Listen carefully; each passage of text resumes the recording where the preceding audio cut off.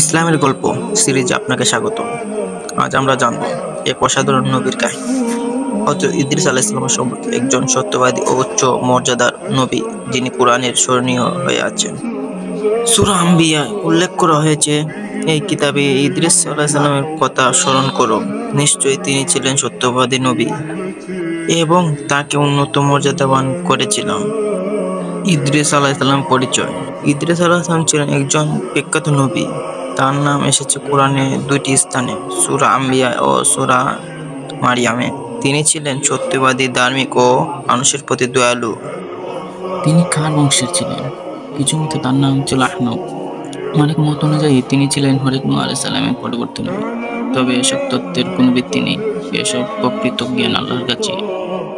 তিনি কি আসমানে উঠেছিলেন? অনেক বর্ণনা বলা হয় ফেরেশতার মাধ্যমে তিনি আসমানে উঠেছিলেন এবং চতুর্থ আসমানে তার যান কবজ করা হয়। কিন্তু অধিকাংশ ইসলামী স্কলার বলেন এগুলো ইসরায়েলিয়াত ভিত্তিক গল্প, যা কোরআন ও সহিহ হাদিসে নেই। মেরাজের সময় কি হয়েছিল? নবী মুহাম্মদ সাল্লাল্লাহু আলাইহি সাল্লাম যখন মেরাজে চতুর্থ আসমানে পৌঁছান, তখন ইদ্রিস আলাইহিস সালাম তাকে বলেন, নেককার ভাই ও নেককার নবীর জন্য সাদর সংভাষণ। এর মাধ্যমে বোঝা যায় ইদ্রিস আলাইহিস সালাম ছিলেন মুহাম্মদ সাল্লাল্লাহু আলাইহি সাল্লামের ভাই, অর্থাৎ সময়কাল অনুসারে পরবর্তীকালের একজন নবী ছিলেন না।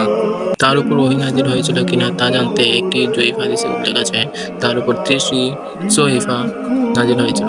তবে এর প্রামাণ্যতা দুর্বল হওয়ার আমরা কেবল কোরআনের নির্ভরযোগ্য বক্তব্য বিশ্বাস রাখি। ইদ্রিস আলাইহিস সালাম ছিলেন একজন মহান ও সত্যবাদী নবী। তিনি ছিলেন আদর্শবান, ধৈর্যশীল এবং আল্লাহর প্রিয় একজন নবী, যাকে উচ্চ মর্যাদায় উন্নতি করা হয়েছে। তার কাহিনী আমাদের স্মরণ করিয়ে দেয় আল্লাহ তার বান্দাদের মর্যাদা দেন তাদের সত্যবাদিতা, ন্যায় নীতি আর তাকওয়ার ভিত্তিতে।